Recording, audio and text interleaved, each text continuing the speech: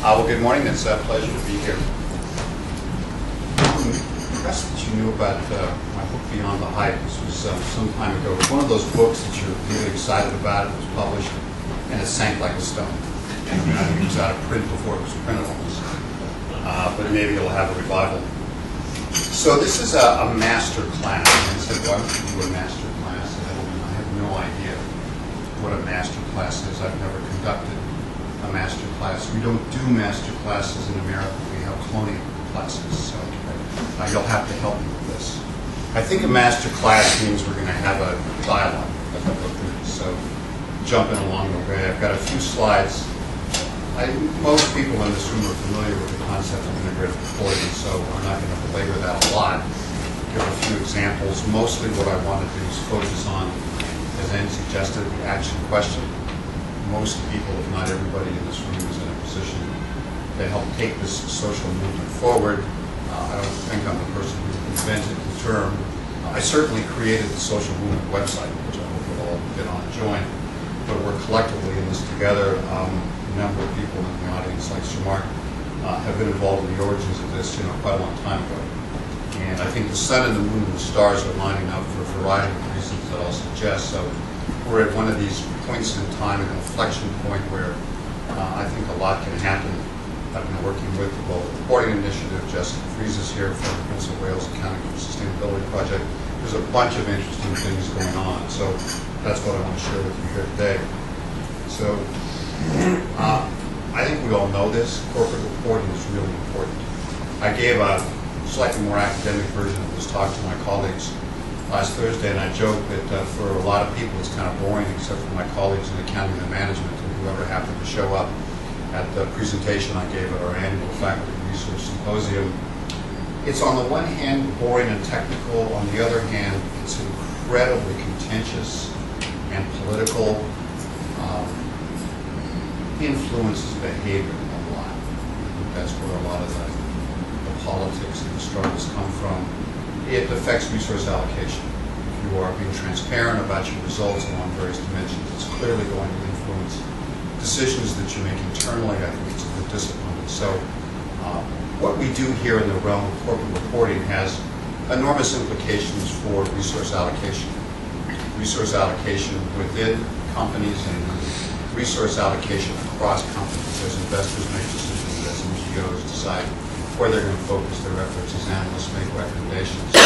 And the key theme from integrated reporting is to bring together different types of resources. So certainly financial resources, cash, are being allocated to projects within companies and by investors across companies.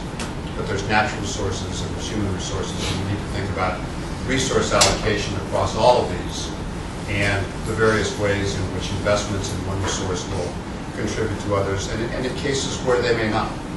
And there's some trade-offs that have to be made because externalities exist, and I think we need to recognize those and just be conscious about it. So integrated reporting, it's really, and I'll give you some data on this, I think of it as an embryonic management practice. It's like you were trying to study Kaizen or TQM in the very early days. You see glimmers of it, and you can start to discern what some of the patterns are and the reasons why companies are going in this direction. It's not full-born. It's not completely understood, both in terms of what's the best way to do it and what a company needs to do internally. So we're looking at a phenomenon in the fairly early stages of the universe. It has some elements that are fairly easy to describe. It's a single document, a PDF, which combines the company's financial statements and their traditional annual report with a corporate social responsibility or sustainability report. There's a lot of different names. The degree of integration varies. In some cases, companies have taken their financial statements and CSR reports and put a giant staple through it. That's less integration. They're trying to show the relationships between the two. But I think a key thing to say, and one of the objections that I first got when I was talking about this idea with people is, it's not only one report. The intention is to have a fairly concise report that shows the really material, financial, non-financial performance metrics and how they're related to each other. But it doesn't preclude the company and shouldn't preclude the company from providing much more detailed information to shareholders, to other stakeholders, and I think of shareholders as a particular class of stakeholders as opposed to a completely separate category themselves. The internet can be used to do that quite efficiently. So you leverage the internet to provide more detailed information of interest to particular stakeholders, and you use the internet for inbound communications as well. So reporting is an outbound communication, but what you'll see with some of the companies that are practicing integrated reporting, some companies that aren't, that are using the internet in some clever ways, like Timberland, they're using the internet to improve dialogue and engagement with the different stakeholders that they have. So they're listening as well as talking. I think all of that goes together in integrated reporting, and I think it's a way of reframing the corporate reporting debate. I'll talk about that debate in a second. So I've said the meaning is not well defined. We're sort of in the early stages. It's documents and websites. What's interesting is that I've got about 15, 16, 18 companies now I've been able to find. Most have started this within the past year or two. I'll give you the names. They're in different countries. They're in different industries. The book hadn't been written. The Harvard Business Review article hadn't been written. So they were coming to this, I think, quite independently and simultaneously. It reminds me when I was in graduate school, I got my PhD in Harvard sociology, mostly organizational sociology, but I read, as you would say, there's some sociology of science. And what I remember is that when an idea's time has come, it shows up independently and simultaneously in different places. That happened with the calculus, with Newton and Leibniz. And then there's a food fight as to who really invented the idea. Now that's kind of fought out in the courts with patent attorneys and things like that. This is one of those examples. It's an idea whose time has come.